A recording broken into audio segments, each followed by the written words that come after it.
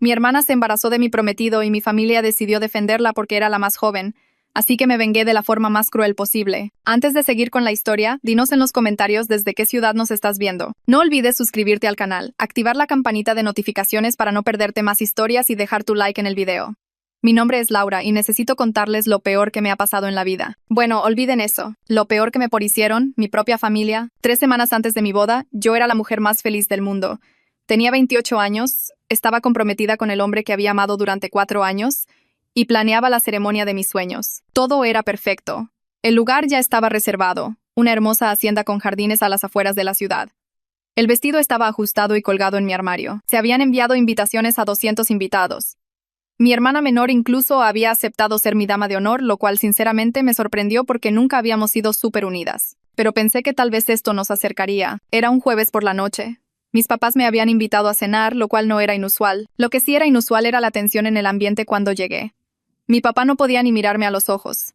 Mi mamá no paraba de retorcerse las manos. Y mi hermana, de 23 años y usualmente tan alegre y despreocupada, estaba sentada allí con una extraña mirada desafiante. Entonces soltó la bomba. Se levantó a media cena, puso una mano sobre su vientre a un plano y anunció que estaba embarazada del bebé de mi prometido, y que se habían estado acostando durante 6 meses. 6 meses. Recuerdo el sonido exacto de mi tenedor golpeando el plato.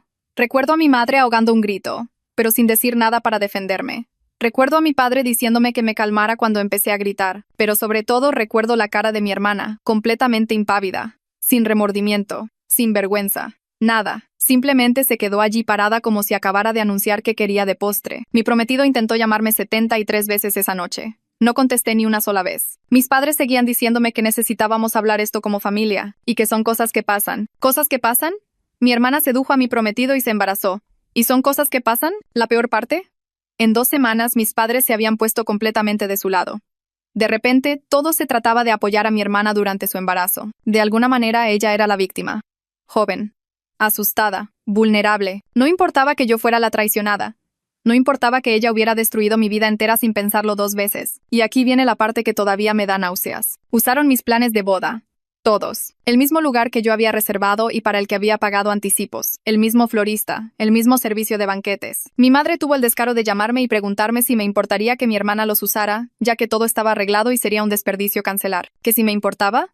Me importaba tanto que no podía ni respirar, pero lo hicieron de todos modos. 2 meses después de la fecha en que debía ser mi boda, mi hermana caminó hacia el altar con un vestido blanco, embarazada del hijo de mi ex prometido, en el lugar que yo había elegido, con las flores que yo había seleccionado, comiendo el menú que yo había escogido. Solo 3 personas de mi familia extendida se negaron a asistir. Mi tía por parte de mi padre, mi primo y mi abuela. Todos los demás fueron. Sonrieron. Felicitaron a la feliz pareja. Publicaron fotos en redes sociales como si esto fuera normal y hermoso, y no la traición más asquerosa imaginable. Yo pasé ese día en mi departamento, sola, tomando vino y mirando el vestido de novia que seguía colgado en mi armario, el vestido que se suponía que yo usaría, la vida que se suponía que yo tendría. Mis padres seguían llamando, intentando que superara esto y fuera feliz por ellos. ¿Superarlo? Me habían robado todo y esperaban que simplemente me lo tragara y sonriera. Mi madre llegó a decir, y esto nunca lo olvidaré, que estaba siendo egoísta por hacer que el embarazo de mi hermana se tratara de mí. Ahí fue cuando me di cuenta de la verdad. Mi familia no solo permitió lo que pasó, lo aprobaron. La eligieron a ella. Eligieron a la persona que me traicionó por encima de la persona que había sido traicionada. Así que yo también tomé una decisión. Lo saqué de mi vida. Dejé de contestar sus llamadas. Los bloqueé en redes sociales. Me mudé a otra parte de la ciudad. Por primera vez en mi vida estaba completamente sola. Y, de alguna manera, eso se sentía mejor que ser parte de una familia que podía hacerme esto. Pero esta no es una historia de cómo me quedé rota. Esta es una historia sobre lo que pasó después. Y créanme, se pone mucho peor antes de mejorar. Los siguientes 3 años fueron brutales. No voy a endulzar las cosas. Pasé los primeros 6 meses en terapia 2 veces por semana, tratando de entender cómo mi familia entera pudo traicionarme de esa manera. Mi terapeuta me preguntaba si quería trabajar en el perdón. Yo le decía que quería trabajar en no pensar en ellos todos los días. Me enfoqué de lleno en mi trabajo. Me ascendieron 2 veces. Empecé a viajar por negocios. Hice nuevos amigos que no conocían mi historia y no hacían preguntas cuando les decía que no era cercana a mi familia. Construí una vida completamente nueva, ladrillo por ladrillo. Y fue agotador pero necesario. Alrededor de los 2 años algo cambió. Me desperté una mañana y me di cuenta de que había pasado una semana entera sin pensar en mi hermana o en mi ex prometido. Se sintió como poder respirar por fin después de estar bajo el agua. Ahí fue cuando lo conocí. Su nombre era Omar y nos conocimos en una conferencia en Monterrey. Él estaba allí representando a su empresa. Había fundado su propia consultoría 5 años antes y la había convertido en algo impresionante. Terminamos sentados juntos en una cena de por networking y me hizo reír. Reír de verdad. No esa risa social educada, sino el tipo de risa que viene de un lugar genuino. Hablamos durante 4 horas esa noche. Sobre el trabajo, sobre viajes, sobre todo excepto sobre familias. Cuando me pidió mi número, casi le digo que no. No estaba lista, pero algo en sus ojos me hizo cambiar de opinión. Salimos a larga distancia durante 8 meses antes de que me pidiera que me mudara con él. Estaba aterrorizada. La última vez que había confiado en alguien por completo me había destruido, pero Omar fue paciente. Nunca me presionó. Me dejó marcar el ritmo de todo. Cuando finalmente le conté lo que pasó con mi familia, estábamos sentados en su balcón a las 2 de la mañana. Lo había estado evitando durante meses, pero él merecía saber por qué me estremecía cada vez que mencionaba a su propia hermana, por qué cambiaba de tema cada vez que surgía el tema de la familia. Esperaba que se sorprendiera o se sintiera incómodo. En lugar de eso, solo me tomó la mano y dijo, «Eso explica mucho sobre tu fuerza. Te reconstruiste a ti misma desde cero. Eso es extraordinario». Me propuso matrimonio 10 meses después de conocernos. Sin presión. Sin expectativas. Solo una pregunta simple un martes por la noche cualquiera, mientras cocinábamos la cena juntos. Por supuesto que dije que sí. Planeamos todo nosotros mismos. Sin opiniones familiares. Sin drama. Sin tradiciones que no eligiéramos. Nos casamos en Italia. Solo nosotros 2 y 12 amigos cercanos. Fue pequeño, perfecto y completamente nuestro. Usé un vestido que elegí sola. Escribimos nuestros propios votos. Lloré durante la ceremonia, pero eran lágrimas de felicidad. Les envié una invitación a mis padres. No porque quisiera que estuvieran allí, sino porque quería que vieran que había seguido adelante, que había construido algo hermoso sin ellos. No vinieron. Mi madre llamó 2 días antes de la boda y dijo que no podían abandonar a mi hermana en un momento tan difícil. Aparentemente su matrimonio ya estaba teniendo problemas y ella necesitaba su apoyo. Colgué antes de que terminara de hablar. Omar me preguntó si estaba bien. Le dije que estaba mejor que bien, estaba libre. Pero la vida tiene una forma de ponerte a prueba justo cuando crees que lo tienes todo resuelto. Empezamos a intentar tener hijos unos 6 meses después de la boda. Yo tenía 31 años, Omar 35, y ambos estábamos listos. Mes tras mes no pasaba nada. Después de 1 año de intentarlo, fuimos a ver a un especialista. Fue entonces cuando descubrimos que tenía problemas de fertilidad. Nada catastrófico. Nada que significara que no podíamos tener hijos, pero no iba a ser fácil. El médico recomendó tratamientos, monitoreo, intervenciones. Sería costoso, agotador y emocionalmente desgastante. Omar apretó mi mano durante esa cita y le dijo al doctor que haríamos lo que fuera necesario. Empezamos los tratamientos. Inyecciones, citas, análisis, esperanza seguida de decepción, seguida de más esperanza. Fue brutal de una manera completamente diferente a lo que había pasado antes. Esto no se trataba de traición. Se trataba de desear algo desesperadamente y no tener control sobre si lo conseguirías. Durante uno de los meses más difíciles, después de otra prueba negativa, me derrumbé. Le dije a Omar que tal vez esto era un castigo por sacar a mi familia de mi vida, que tal vez no merecía ser madre, que tal vez estaba demasiado dañada. Él me miró con más intensidad de la que jamás había visto y dijo, «No te atrevas a dejar que te quiten esto también. No les des ese poder. Esto no se trata de ellos. Se trata de nosotros». Tenía razón. Esta era nuestra vida, nuestro viaje, e íbamos a luchar por él juntos. Lo que no sabía entonces era que mi antigua vida estaba a punto de regresar estrepitosamente de la peor manera posible. La llamada llegó un domingo por la tarde, 4 años después de haber cortado relación con ellos. Mi padre. Casi no contesto, pero algo me hizo levantar el teléfono. Sonaba mayor, cansado. Me preguntó si podíamos hablar en serio sobre intentar reparar a la familia. Dijo que ya había pasado suficiente tiempo, que la vida era demasiado corta para este tipo de división, que mi madre me extrañaba terriblemente. Quería colgar, pero Omar me estaba mirando y pude ver en su rostro que pensaba que al menos debería escucharlos. No por ellos, por mí. Para que no me quedara siempre con la duda del qué hubiera pasado si. Así fue como terminé aceptando una cena. Lugar neutral, ambas familias presentes. Mis padres, mi hermana y su esposo. Sí, de hecho se habían casado. Y Omar y yo. El restaurante era caro y tranquilo. El tipo de lugar donde la gente no hace escenas. Fui tan ingenua al pensar que eso nos protegería. Mi hermana apareció con sus 2 hijos. Un niño que acababa de cumplir 4 años y una niña de 2. Ambos se parecían exactamente a mi ex prometido, lo cual era como recibir una puñalada cada vez que los miraba. El niño tenía sus ojos. La niña tenía su sonrisa. Me sentí físicamente enferma. Ella se veía diferente, cansada. Tenía ojeras oscuras bajo los ojos y había subido de peso. Su esposo. Todavía no puedo llamarlo mi ex prometido sin querer romper algo. Se veía incómodo desde el momento en que se sentaron. No podía mirarme a los ojos. Seguía mirando su plato como si pudiera salvarlo. Mis padres intentaron mantener las cosas ligeras al principio, preguntando sobre el negocio de Omar, halagando mi cabello. Plática trivial que se sentía como caminar sobre vidrios rotos. Mi hermana permaneció en silencio, controlando a sus hijos, que sorprendentemente se portaban bien. Entonces llegó el postre y todo se fue al diablo. Mi madre preguntó, Con ese tono cuidadoso que usa la gente cuando finge que algo no tiene doble intención, si Omar y yo planeábamos tener hijos pronto. Antes de que pudiera responder, mi hermana se rió. Literalmente, se rió. Buena suerte con eso, dijo, cortando el pastel de su hijo. Escuché que estabas teniendo problemas. Qué difícil debe ser. Querer algo que no puedes tener. La mesa quedó en silencio. La mano de Omar encontró la mía debajo de la mesa, apretando tan fuerte que dolía. Disculpa, logré decir. Ella levantó la mirada, fingiendo inocencia. ¿Qué? Solo digo que debe ser difícil, especialmente a tu edad.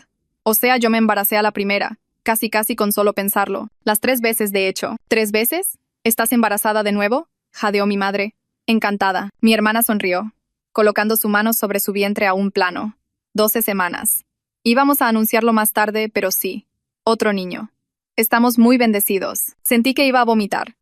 La mandíbula de Omar estaba tan apretada que pensé que sus dientes podrían romperse. ¡Qué maravillosa noticia!, dijo mi padre, lanzándome una mirada que claramente significaba que yo debía decir algo de apoyo. No pude. Literalmente no podía formar palabras. Mi hermana no había terminado. Se volvió hacia Omar. Debes ser tan paciente. O sea, si mi esposo no pudiera darme hijos, no sé qué haría. Pero supongo que cuando realmente amas a alguien, aguantas, ¿verdad? Fue la forma en que lo miró cuando lo dijo. La ligera sonrisa. La insinuación. Omar se puso de pie tan rápido que su silla raspó contra el suelo. Nos vamos. Ay, vamos, dijo mi hermana. Solo estaba haciendo conversación. No seas tan sensible. Mi madre me tomó del brazo. Por favor, Laura, no arruinemos la noche. Tu hermana no quiso decir nada malo. Ya sabes cómo es. Simplemente se le salen las cosas sin pensar. Esa excusa, la misma excusa que habían usado para ella toda mi vida. Algo dentro de mí se rompió. No me volví a sentar. Me quedé allí de pie, mirando a mi hermana, mirándola de verdad por primera vez en años. Y vi exactamente lo que era. No mi familia. No alguien que cometió un error. Una persona que deliberadamente destruyó mi vida y no sintió absolutamente nada al respecto. ¿Quieres hablar de sensibilidad? Dije en voz baja. Demasiado baja. Hablemos de eso. Hablemos de cómo sedujiste a mi prometido 6 meses antes de mi boda. Hablemos de cómo te embarazaste y lo anunciaste como si hubieras ganado un premio. Hablemos de cómo me robaste mi boda, mi lugar, mis planes, todo. Y nadie en esta familia dijo una sola palabra para detenerte. Laura, advirtió mi padre. No. Ya terminé de quedarme callada. Ya terminé de ser la razonable. Ya terminé de fingir que algo de esto está bien. Me volví hacia mis padres. Ustedes la eligieron. En el momento en que ella anunció ese embarazo, la eligieron. No me preguntaron si yo estaba bien. No me defendieron. Simplemente decidieron que yo debía superarlo y seguir adelante porque era más fácil que hacerla responsable a ella. Mi madre tenía lágrimas en los ojos. Estábamos tratando de mantener unida a la familia, sacrificándome a mí, usando mis planes de boda para ella, esperando que yo me lo tragara y sonriera. Me reí, pero salió áspero. No mantuvieron unida a la familia. Me sacaron a mí y fingieron que era lo mismo. Mi hermana puso los ojos en blanco. Dios, ¿sigues con eso? Han pasado años. Supéralo. Superarlo, repetí. Destruiste mi vida. Me traicionaste de la peor manera posible. Y nunca te has disculpado. Ni una sola vez. Porque no estoy arrepentida, dijo con simpleza. Su esposo trató de agarrarla del brazo, pero ella se soltó. ¿Quieres saber la verdad? Él nunca fue tuyo en realidad. Si lo hubiera sido, no habría venido a mí. Los hombres no engañan a menos que no estén recibiendo lo que necesitan en casa. Omar se movió para pararse a mi lado, su presencia sólida y reconfortante. Terminamos aquí, pero mi hermana no había acabado. Miró a Omar de arriba abajo de una manera que me erizó la piel. Sabes, si alguna vez te cansas de esperar a una mercancía dañada, ya sabes dónde encontrarme. Claramente soy muy fértil. La mesa estalló. Mi padre se puso de pie. Mi madre jadeó. El rostro de Omar se oscureció de rabia, pero antes de que nadie más pudiera hablar, me reí. Me reí de verdad, del tipo de risa que viene de un lugar sin fondo. ¿Crees que eso fue coquetear? Le dije a mi hermana. ¿Crees que eso te hace deseable?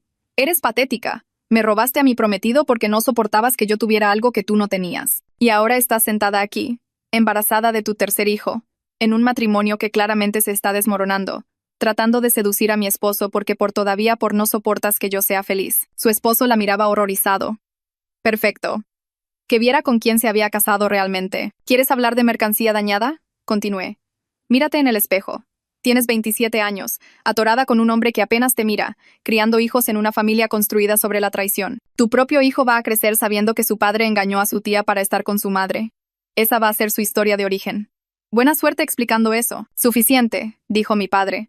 Pero su voz no tenía fuerza. Me volví hacia él. Tienes razón. Es suficiente. Terminé. Vine aquí esta noche porque me lo pediste. Porque una pequeña parte de mí esperaba que finalmente asumieran la responsabilidad por lo que permitieron. Pero nada ha cambiado. Ella sigue siendo la misma persona manipuladora que era hace 4 años. y ustedes siguen poniendo excusas por ella. Miré a su esposo. A ese hombre con el que una vez pensé que pasaría mi vida. Estaba mirando su plato, con la cara roja y en silencio. Y tú, ni siquiera tienes el valor de hablar. Has estado sentado ahí toda la noche como un niño regañado, sin defender a tu esposa, sin defenderte a ti mismo, sin hacer nada. Eres exactamente el cobarde que siempre sospeché que eras. Abrió la boca, tal vez para disculparse, tal vez para defenderse. Levanté la mano, ahórratelo, sea lo que sea que fueras a decir. No me importa, eres irrelevante. Fuiste irrelevante desde el momento en que salí de ese departamento hace 4 años. Eres solo un mal recuerdo, y no mereces ser nada más que eso. Agarré mi bolso. Omar ya estaba de pie, listo para irse conmigo. Esta familia está muerta para mí, dije, mirando a cada uno de ellos. No por la traición. Eventualmente podría haber perdonado eso, sino porque ninguno de ustedes pensó que yo merecía algo mejor. Ninguno de ustedes me defendió. E incluso ahora, incluso esta noche, la siguen eligiendo a ella. Mi madre estaba llorando. Por favor, no hagas esto, Laura. Yo no estoy haciendo nada. Ustedes hicieron esto. Hace años. Yo solo lo estoy aceptando finalmente. Salimos de ese restaurante y no miré atrás. Omar condujo a casa en silencio. Cuando llegamos a nuestro departamento me derrumbé. No porque estuviera triste, porque estaba libre. Finalmente, completamente libre. Pero la libertad, aprendería, viene con su propio precio complicado. 2 semanas después de esa desastrosa cena, todavía estaba procesando todo. Omar me decía que había hecho lo correcto, que defenderme a mí misma era saludable, que sacarlos de mi vida permanentemente estaba justificado. Pero tarde en la noche, cuando no podía dormir, repetía toda la velada y sentía esta mezcla tóxica de vindicación e ira. Necesitaba hablar de ello. Pero ya había agotado la paciencia de Omar con el tema, y mi terapeuta no podía verme hasta la próxima semana. Así que hice lo que miles de personas hacen cuando necesitan desahogarse. Me metí a internet. Encontré este grupo de apoyo para personas que lidian con distanciamiento familiar. Era anónimo, solo nombres de usuario e historias.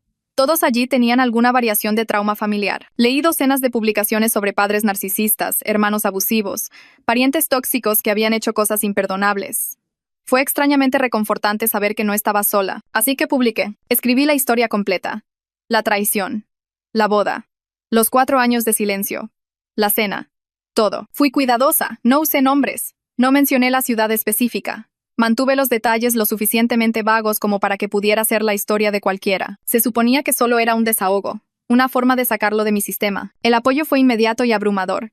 Cientos de comentarios de personas diciéndome que había hecho lo correcto, que mi familia era tóxica, que merecía algo mejor. Se sintió bien.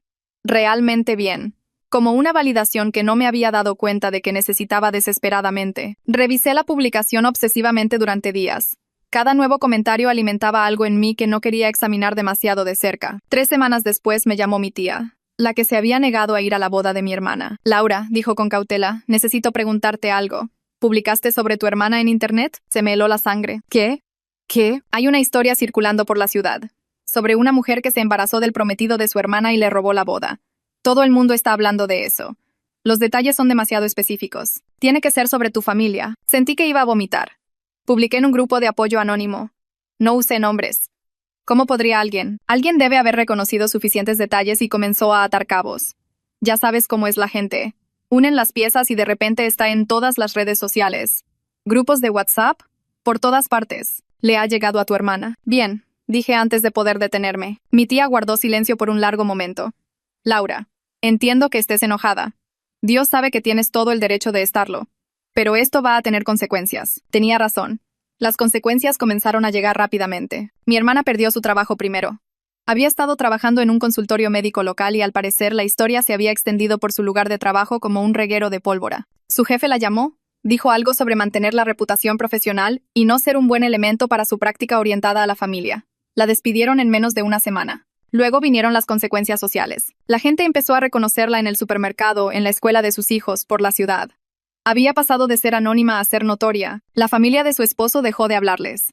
Algunos de sus amigos en pareja de repente se volvieron muy ocupados cada vez que intentaban hacer planes. Me enteré de todo esto a través de mi tía, quien lo escuchó por el teléfono descompuesto de la familia.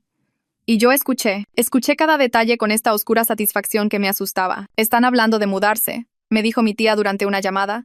Tu hermana no puede mostrar la cara en ningún lado sin que la gente murmure. Alguien se le acercó en la farmacia y le dijo que debería darle vergüenza. Debería haberme sentido mal. Debería haberme sentido culpable de que mi publicación anónima se hubiera convertido en una humillación pública. Pero no fue así. No realmente. Le da vergüenza, dije. Debería. Laura. No. No empieces. Ella destruyó mi vida y no sintió nada. Ahora la gente sabe qué tipo de persona es. No es mi culpa. Es solo la verdad alcanzándola. Pero incluso mientras lo decía, algo se sentía mal. Incorrecto. ¿Había querido que enfrentara las consecuencias? Sí, pero verlo suceder, escuchar que estaba perdiendo todo, ver su vida desmoronarse como la mía lo había hecho, no se sentía tan bien como pensé que se sentiría. Omar me encontró una noche navegando en redes sociales buscando menciones de la historia, buscando el nombre de mi hermana para ver qué decía la gente de ella. ¿Qué estás haciendo?, preguntó gentilmente. Solo mirando. Has estado mirando durante horas. Se sentó a mi lado. Esto no es sano. Está perdiendo todo, dije, todavía mirando la pantalla. Su trabajo, sus amigos, su reputación. Todo. ¿Y cómo te hace sentir eso? No respondí, porque la verdad era complicada. Me sentía satischa, me sentía vindicada, pero también sentía algo más oscuro, algo que me hacía sentir incómoda conmigo misma. Me sentía poderosa de una manera que no estaba bien. Yo no puse su nombre, dije finalmente. Yo no le hice esto. Son solo las consecuencias de sus propias acciones. Omar me quitó el teléfono de las manos. Tal vez.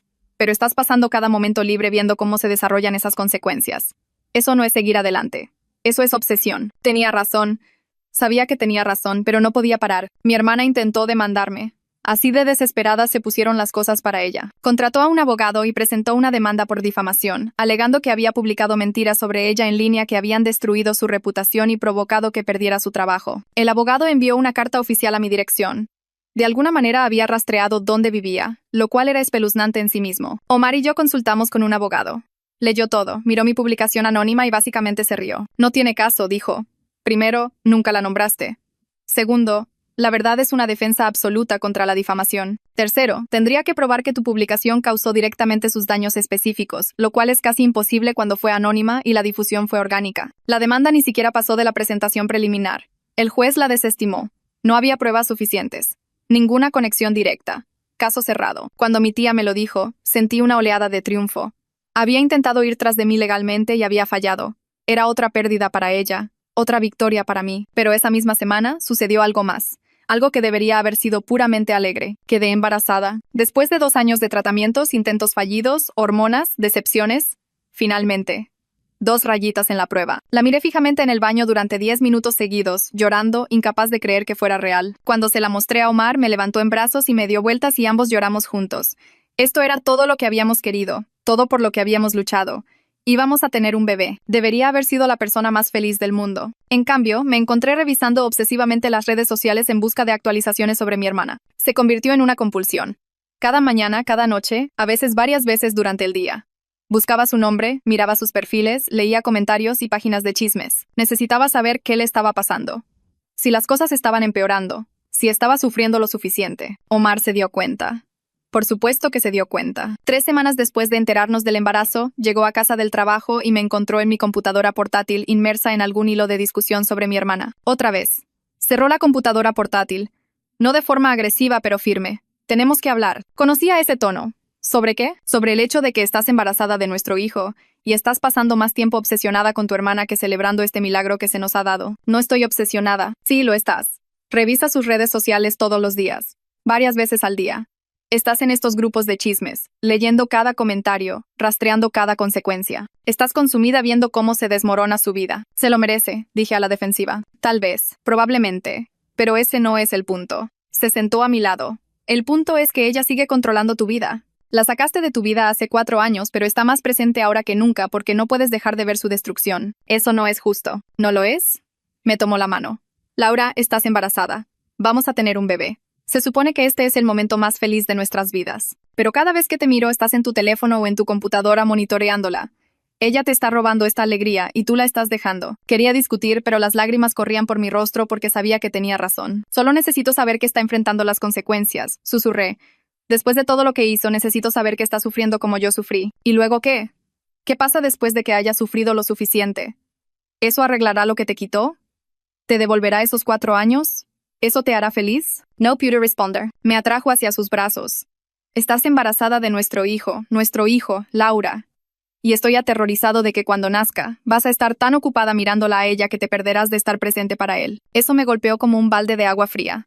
La idea de sostener a mi bebé mientras revisaba en secreto mi teléfono para ver si mi hermana seguía sufriendo. Me hizo sentir enferma. No sé cómo parar, admití. Lo sé. Pero tienes que intentarlo. Porque esta obsesión no es justicia. No es sanación. Es solo otra forma de dejar que ella te controle. Esa noche me quedé despierta pensando en lo que había dicho. Pensé en mi hermana perdiendo su trabajo, siendo objeto de chismes, luchando. Y pensé en la satisfacción que había sentido al enterarme. Esa satisfacción oscura y fea que estaba carcomiendo a la persona que quería ser. Había pasado 4 años construyendo una nueva vida. Había encontrado el amor, me había casado.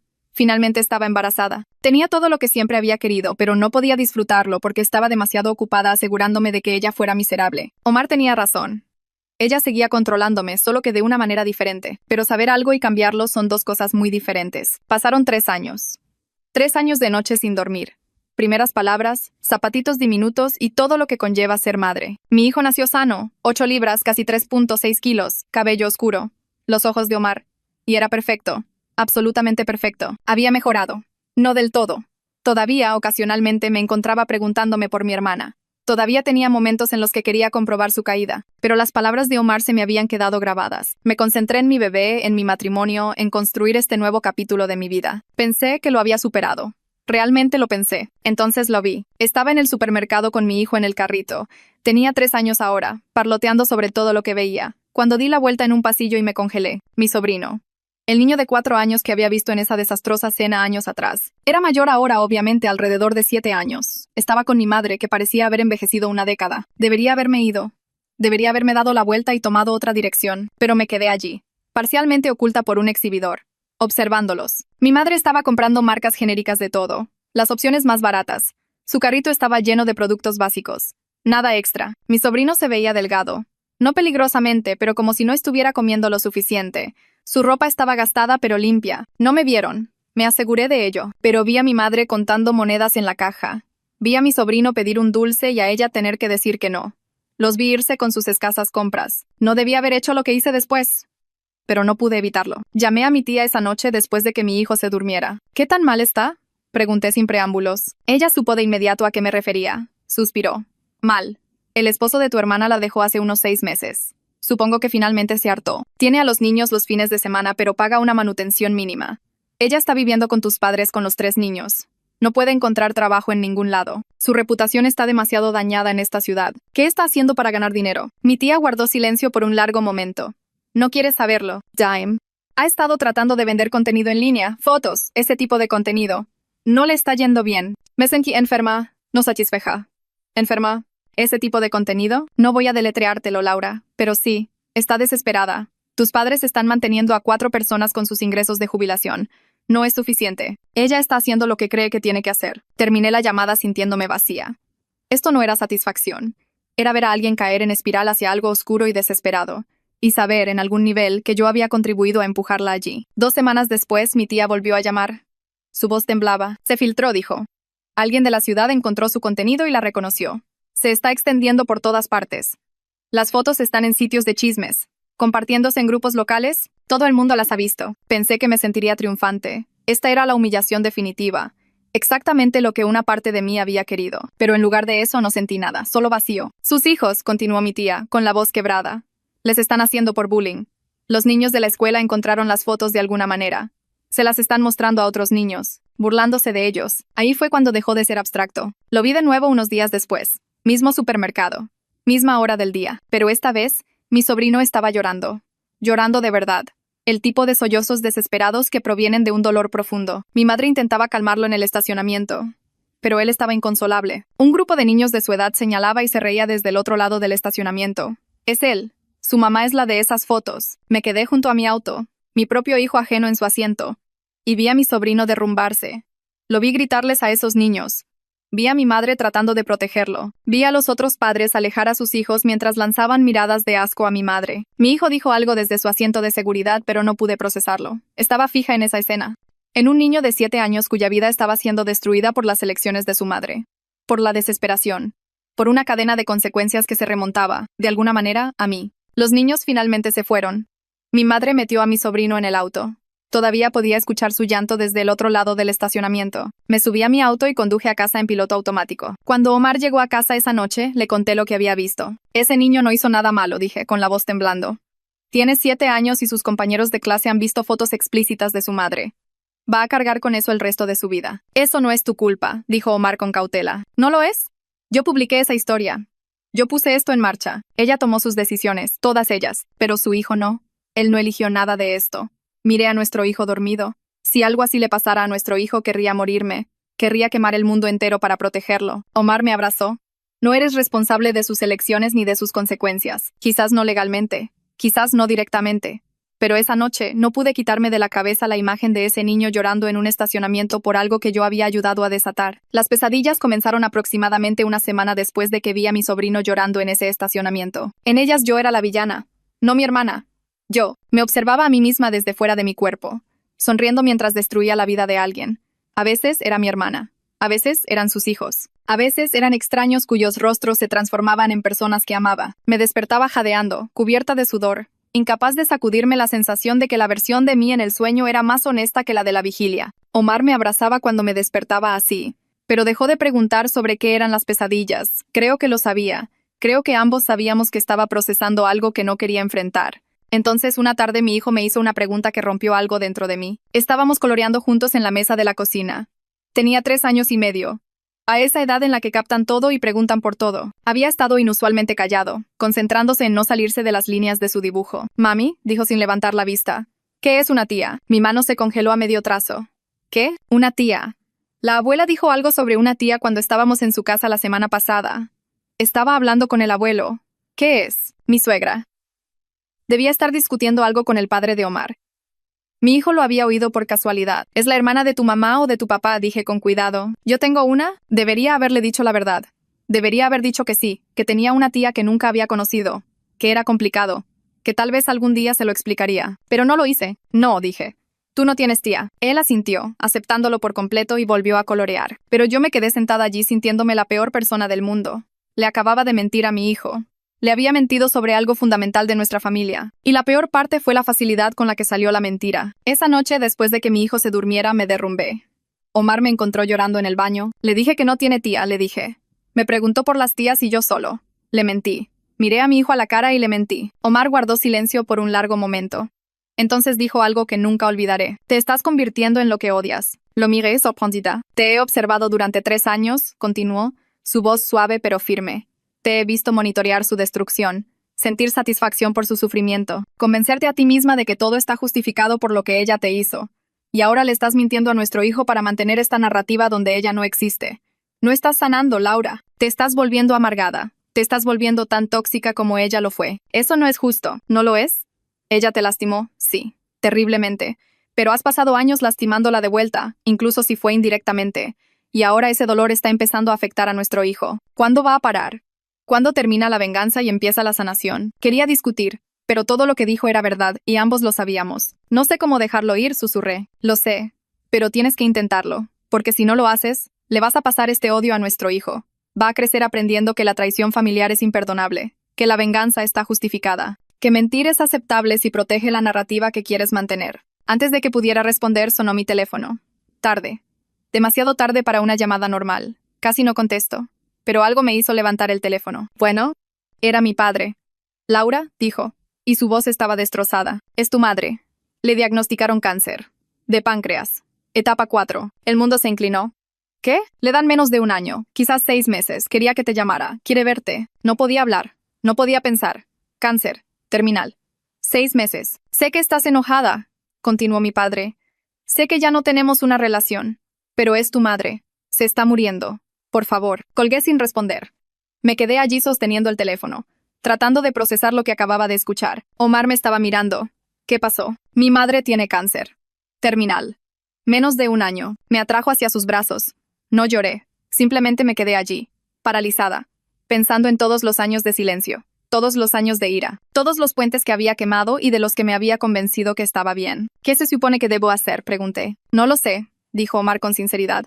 «Pero sea lo que sea que decidas, tienes que vivir con ello. Si no la ves y ella muere, no puedes retractarte de eso. Y si la ves, tienes que estar preparada para lo que eso pueda significar». Pensé en la pregunta de mi hijo, en mi mentira, en mi sobrino llorando en un estacionamiento, en años de obsesión y venganza disfrazada de justicia. «Me he convertido en alguien que no reconozco», dije en voz baja. «Entonces cambia», dijo Omar con simpleza. «No es demasiado tarde. Pero tiene que empezar ahora». Esa noche me quedé despierta pensando en mi madre muriendo, en mi hermana luchando, en las consecuencias y las elecciones, y en la diferencia entre justicia y crueldad, sobre si era posible sanar de la traición sin convertirte exactamente en lo que odias. No tenía respuestas. pero por primera vez en años me estaba haciendo las preguntas correctas. Mi padre volvió a llamar 3 días después. Había estado evitando pensar en la primera llamada, reprimiéndolo, fingiendo que tenía más tiempo para decidir qué hacer. Necesitamos hablar, dijo. Tu madre quiere hacerte una petición. Me reuní con él en un café. Territorio neutral. Se veía más viejo de lo que recordaba, más delgado, más canoso, desgastado por el peso de todo lo que le había pasado a nuestra familia. Le quedan unos 6 meses, dijo sin preámbulos. Los médicos fueron claros. Es agresivo. No hay ningún tratamiento que marque la diferencia en esta etapa. Moví mi café, sin beberlo. Solo necesitaba algo que hacer con mis manos. Ella no quiere que perdones a tu hermana, continuó. Sabe que eso no es algo que pueda pedir, pero tiene una petición. Cuando llegue el momento, cuando ella fallezca, quiere que ambas estén allí. En el funeral, no quiere que la entierren con sus hijas todavía en guerra. Eso no es justo, dije de inmediato. Lo sé. Me está pidiendo que me pare junto a la persona que destruyó mi vida. Que finja que somos una familia. Que finja el duelo mientras la persona que me traicionó está allí haciendo lo mismo. No está pidiendo una actuación, no te está pidiendo que te reconcilies. Te está pidiendo 2 horas de tu vida en las que estés en la misma habitación por ella. Eso es todo. Me reí con amargura. ¿Eso es todo? Papá, no tienes idea de lo que estás pidiendo. Sí la tengo, dijo en voz baja. Sé lo que hizo. Sé que lo manejamos mal. Sé que la elegimos a ella cuando deberíamos haberlas apoyado a ambas de manera diferente. Lo sé todo. Pero esto no se trata de reescribir la historia. Se trata de darle paz a tu madre antes de que muera. ¿Y qué hay de mi paz? Cuando la consigo yo. No tuvo respuesta para eso. Esa noche, Omar y yo tuvimos la conversación más larga que habíamos tenido en meses. Le conté sobre la petición de mi padre, sobre el funeral, sobre la posición imposible en la que estaba. Si no vas, te arrepentirás, dijo Omar.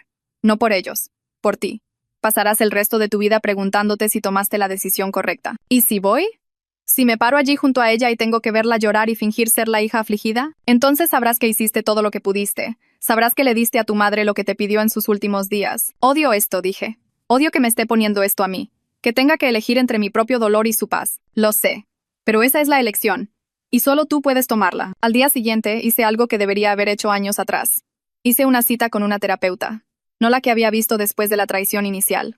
Una nueva. Alguien que pudiera ayudarme a procesar este nuevo infierno. Su consulta era tranquila. Colores neutros, iluminación suave. Una caja de pañuelos estratégicamente colocada. Le conté todo, la traición, la boda, los años de silencio, la cena, la publicación que se filtró, la caída de mi hermana, mi sobrino llorando, las pesadillas, la mentira a mi hijo. Y ahora esta petición imposible. Escuchó sin juzgar, tomando notas ocasionales. ¿Qué quieres?, preguntó cuando terminé. No lo sé. Eso no es verdad. Puede que no quieras admitirlo. Pero en algún lugar adentro, sabes lo que quieres. Guardé silencio por un largo tiempo. Quiero que deje de doler, quiero poder pensar en mi familia sin sentir esta ira. Quiero que mi hijo crezca sin heredar esta oscuridad. Quiero liberarme de ella, de todos ellos. ¿Y crees que ver a tu madre antes de que muera te dará eso? No lo sé. Tal vez. O tal vez solo dolerá más. No hay una respuesta correcta aquí, dijo la terapeuta con amabilidad. Pero considera esto. ¿Qué te atormentará más? ¿Ir y arriesgarte al dolor? ¿O no ir y vivir con esa pregunta para siempre? Esa noche me senté y le escribí una carta a mi hermana. No sé por qué. No planeaba enviarla. Pero necesitaba sacar las palabras. Escribí sobre la traición, sobre cómo me había destruido, sobre los años de ira y obsesión, sobre ver su vida desmoronarse y sentirme satisfecha. Luego sentirme enferma por esa satisfacción, sobre ver a su hijo llorar y darme cuenta de que la venganza no sana nada. Solo crea más dolor. Escribí que no la perdonaba, que tal vez nunca la perdonaría, pero que estaba cansada. Cansada de odiarla, cansada de verla sufrir, cansada de dejar que lo que hizo controlara toda mi existencia. Sellé la carta y la puse en el cajón de mi escritorio. No sabía si alguna vez la enviaría, pero escribirla se sintió como algo. 3 días después llamé a mi padre. La veré, dije. Mamá, la visitaré en el hospital, pero lo hago por mí, no por ti, ni por ella, ni por alguna fantasía de reunión familiar. Lo hago porque necesito saber que hice todo lo que pude antes de que sea demasiado tarde. Gracias, dijo, con la voz quebrada. No prometo nada más allá de esa visita. No prometo que iré al funeral. No prometo que volveré a hablar contigo o con mi hermana después de esto. Solo prometo esta única visita. Eso es todo lo que pedimos. Pero ambos sabíamos que no era verdad. Esta única visita llevaría a más peticiones, más presión, más emociones complicadas. Pero me ocuparía de eso cuando llegara. Por ahora, estaba dando un paso. Solo uno. No por ellos, por mí. El hospital olía a antiséptico y desesperación. Había estado en hospitales antes. Para el nacimiento de mi hijo. Para citas de rutina. Pero esto se sentía diferente. Más pesado. Como si el propio edificio supiera por qué la gente venía aquí y estuviera de luto con ellos. Se suponía que me encontraría con mi padre en el vestíbulo a las 2 en punto. Él me llevaría a la habitación de mi madre. Visita controlada. Tiempo limitado. Sin drama. Ese era el plan. Pero los planes nunca salen como crees que lo harán. Llegué temprano, ansiosa e incapaz de esperar más en casa. Omar se había ofrecido a venir conmigo, pero necesitaba hacer esto sola. Me senté en la sala de espera, mirando sin pensar mi teléfono, tratando de no pensar en lo que le diría a mi madre. Entonces oí la voz de un niño. Abuelo, tengo miedo. Levanté la vista. Mi sobrino, el de 7 años que había visto llorando en ese estacionamiento, estaba sentado al otro lado de la sala de espera con mi padre, usando ropa que le quedaba demasiado grande. Su rostro demacrado y pálido. Junto a él estaba mi hermana. Nos vimos en el mismo momento. Sus ojos se abrieron como platos. Los míos probablemente también. Ninguna de las dos esperaba esto. Mi padre miró entre nosotras, claramente entrando en pánico por el encuentro accidental. Por un largo momento nadie se movió. Nadie habló. Solo nos miramos la una a la otra a través de la sala de espera del hospital. Años de dolor, ira y traición flotando en el aire entre nosotras. Mi hermana se veía terrible. No de una manera mezquina y satisfactoria, de una manera genuinamente preocupante. Había perdido peso. Llevaba el pelo recogido desordenadamente. Tenía ojeras tan pronunciadas que parecían moretones. Se veía derrotada. Sus otros 2 hijos no estaban allí. Probablemente con su padre durante el fin de semana. Solo su hijo mayor. El que nació de mi traición. Sentado allí, aterrorizado por su abuela moribunda. Y entonces él me miró. Me miró de verdad. Vi el reconocimiento en sus ojos. La forma en que los niños procesan nueva información examinando rostros. Papá, dijo en voz baja, tirando de la manga de mi padre. ¿Quién es esa señora? El rostro de mi padre se puso pálido. Esa es. Tú eres mi tía, dijo el niño de repente. Sus ojos se abrieron de par en par. ¿Verdad? Te pareces a mi mamá. Y el abuelo habla a veces de 2 hijas. La sala de espera quedó en silencio. Mi hermana tenía lágrimas corriendo por su rostro. Mi padre parecía querer desaparecer. Y yo me quedé allí, congelada, mirando a este niño que acababa de darse cuenta de que tenía una tía de cuya existencia no sabía. ¿Sí? Dije finalmente. Mi voz apenas un susurro. Soy tu tía. ¿Por qué no te había conocido antes? Era una pregunta tan simple. Una pregunta tan inocente. Y no había una buena respuesta. Y es complicado lograr decir. ¿Tú y mi mamá se pelearon? Mi hermana emitió un sonido. Algo entre un sollozo y un jadeo. Se levantó abruptamente. Necesito aire. Prácticamente corrió hacia el pasillo, con los hombros temblando. Mi padre empezó a seguirla, pero se detuvo, luciendo dividido entre su hija y su nieto. El niño parecía confundido y asustado. ¿Dije algo malo? No, dije rápidamente. No dijiste nada malo. Debería haberme ido. Debería haberme alejado. Pero me encontré sentándome a su lado en su lugar. Tu abuela está muy enferma, dije amablemente. Eso es aterrador para todos. Tu mamá está molesta por eso, no por ti. ¿Se va a morir? La franqueza de los niños. Sí, dije honestamente. Probablemente pronto. Se quedó callado, procesando esto. Luego, ¿tú también estás molesta? Sí. Muy molesta. Aunque tú y mi mamá se pelearon, incluso así. Él asintió como si esto tuviera sentido en su lógica infantil. A veces me peleo con mi hermano, pero todavía lo quiero. La simplicidad de eso. La inocencia. No tenía idea de la magnitud de lo que había pasado entre su madre y yo. Para él, era solo una pelea entre hermanas que había durado demasiado. Eso es muy sabio, dije. Mi hermana regresó entonces. Se había limpiado la cara, pero sus ojos estaban rojos e hinchados. Me vio sentada con su hijo y se detuvo, como si no estuviera segura de si debía intervenir. Mamá, dijo el niño. Esta es mi tía. Se llama. Me miró, dándose cuenta de que no lo sabía. Laura, dije. Laura, repitió. Es un bonito nombre. Mi hermana y yo cruzamos miradas. Por primera vez en 7 años nos miramos de verdad. No con ira. No con odio, solo con el peso de todo lo que nos habíamos hecho la una a la otra, todo lo que habíamos perdido, todo lo que habíamos destruido. Parecía que quería decir algo. Yo probablemente también, pero ninguna de las dos habló. Mi padre carraspeó. Su madre está preguntando por ustedes. ¿Por las dos? Las dos. Por supuesto. Este había sido el plan desde el principio, ¿no? Traernos a ambas aquí. Forzarnos a estar en el mismo espacio. Mi sister recogió su bolso. Vamos, le dijo a su hijo. Luego a mí. Ve tú primero. Yo espero. No, me oí decir, iremos juntas. No era perdón. No era reconciliación. Era solo agotamiento. Agotamiento de la pelea, del odio, de cargar con este peso. Caminamos por ese pasillo del hospital una al lado de la otra, sin hablar, sin mirarnos, pero juntas. Y detrás de nosotras, mi sobrino tomó la mano de mi padre y le preguntó si la abuela querría saber que había conocido a su tía hoy. No tuve respuesta para eso. Ya no tenía respuestas para nada. Mi madre murió 2 meses después. Pacíficamente dijeron. Aunque no estoy segura de qué significa pacíficamente cuando te estás muriendo de cáncer. La había visitado 3 veces más en esos 2 meses. Habíamos hablado de cosas pequeñas.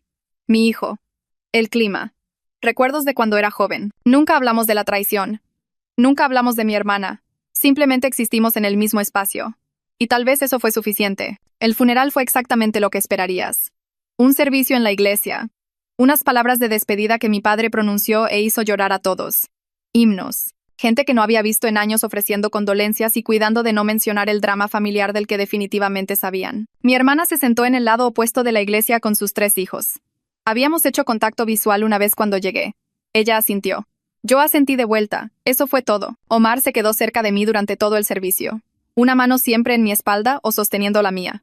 Mi hijo era demasiado pequeño para entender realmente lo que estaba pasando, pero estuvo callado y se portó bien, sintiendo el peso de la ocasión. En el cementerio, nos paramos en lados opuestos de la tumba mientras bajaban el ataúd. Mi padre se paró entre nosotras, física y metafóricamente, tratando de cerrar una brecha que parecía imposible. La gente pasó, dejando flores, dando el último adiós. Eventualmente, todos se fueron. Mi padre llevó a mi sobrino y a los otros niños de regreso al auto. Necesitaban usar el baño, necesitaban bocadillos, necesitaban un descanso del duelo. Omar llevó a mi hijo a mirar otras lápidas, dándome espacio, y de repente éramos solo mi hermana y yo, paradas en lados opuestos de la tumba de nuestra madre. El silencio se alargó. Pensé en alejarme. Esto no tenía que pasar. Podíamos mantener nuestra distancia, incluso en la muerte. Pero entonces ella habló. Yo lo destruí todo. Su voz era apenas audible. Lo sé. Lo he sabido durante años. No espero tu perdón. No lo merezco. La miré a través de esa tumba fresca. La miré de verdad. Tenía 30 años, pero parecía de 40. La vida había sido brutal con ella de maneras que se notaban. Yo me convertí en ti, dije, sorprendiéndome a mí misma, tratando de destruirte. Me convertí exactamente en lo que odiaba. Ella levantó la vista, confundida. Esa publicación, continué. La que se filtró. Yo la hice. Sabía lo que pasaría.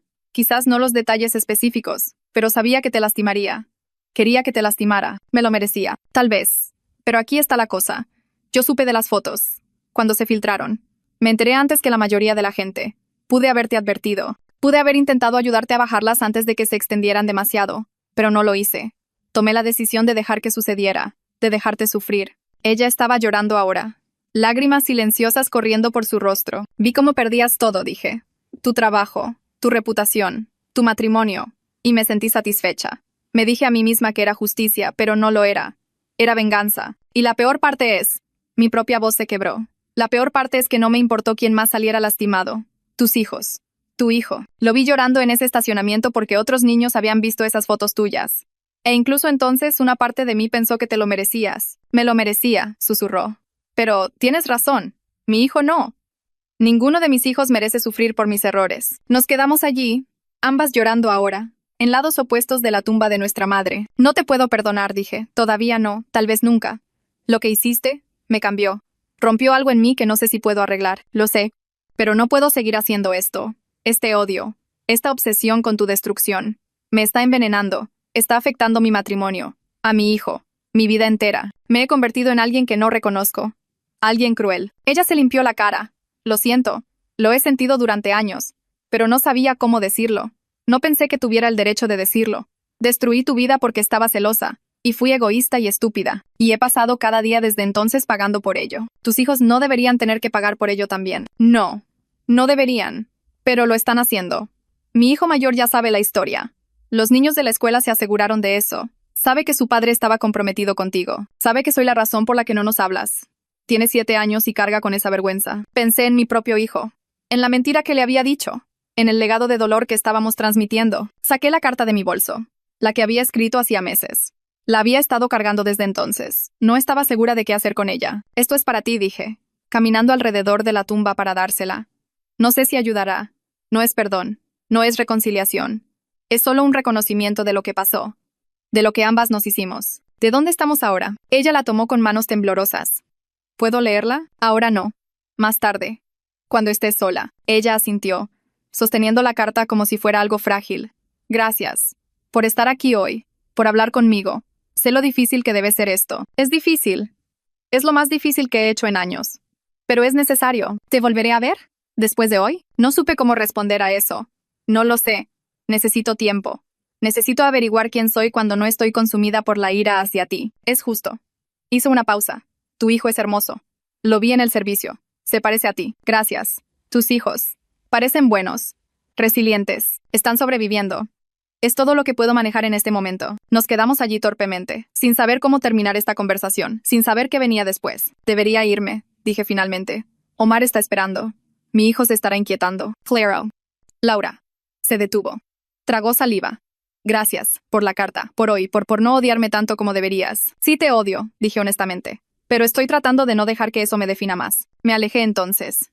De regreso a Omar y a mi hijo. De regreso a mi vida. Mientras caminaba, la oí llorar de nuevo. Sola frente a la tumba de nuestra madre. Sosteniendo una carta que contenía años de dolor destilados en unas pocas páginas. No era sanación. No era un cierre. Pero era un primer paso hacia algo. Hacia no ser enemigas, incluso si nunca volvíamos a ser hermanas. Han pasado 3 años desde el funeral de mi madre, 3 años de distancia cuidadosamente mantenida, de sanación que ocurre tan lentamente que apenas la notas hasta que miras hacia atrás y te das cuenta de lo lejos que has llegado. Nunca le conté a mi hermana sobre el dinero. Cada mes transfiero fondos a la cuenta de mi padre con instrucciones específicas, para los útiles escolares de los niños. Ropa. Actividades. Él sabe que es de mi parte. Ella no. Es más fácil así. No lo hago por ella, lo hago por esos 3 niños que no pidieron nacer en medio de este desastre. Mi hermana consiguió un trabajo unos 6 meses después del funeral. Nada glamoroso. Trabaja en un almacén haciendo inventario. Es un trabajo honesto. Vive en un pequeño departamento ahora. Sola. Los niños se quedan con ella durante la semana y con su padre los fines de semana. Por lo que me dice mi padre, está en terapia. Sesiones semanales. Trabajando en todo. Tratando de convertirse en alguien diferente. Alguien mejor. Yo también estoy en terapia. 1 vez al mes ahora. Antes eran 2 veces por semana. Hablamos sobre el perdón, sobre la sanación, sobre dejar ir la necesidad de controlarlo todo, sobre ser una mejor madre para mi hijo al no transmitirle la oscuridad de mi pasado. Mi padre vive solo en la casa en la que crecí. Es demasiado grande para él ahora, llena de recuerdos y fantasmas. Mi hermana lo visita los martes. Yo lo visito los jueves. Nunca coincidimos. Es un acuerdo tácito. Un límite que ambas respetamos. Hasta su cumpleaños. Mi padre cumplió 70 este año.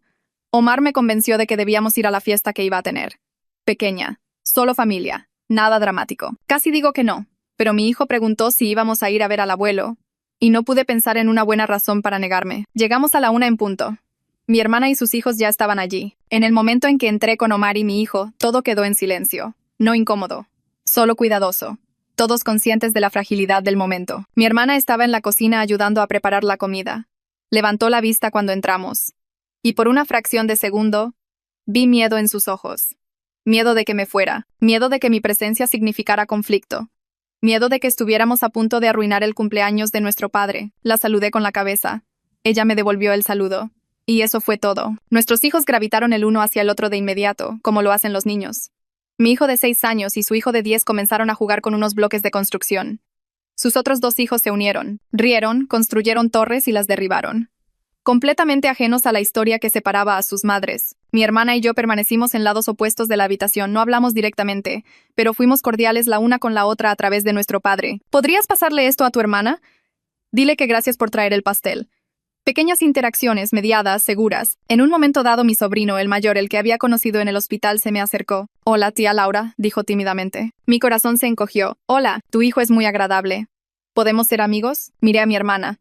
Ella nos estaba mirando, su expresión ilegible. «Sí», dije.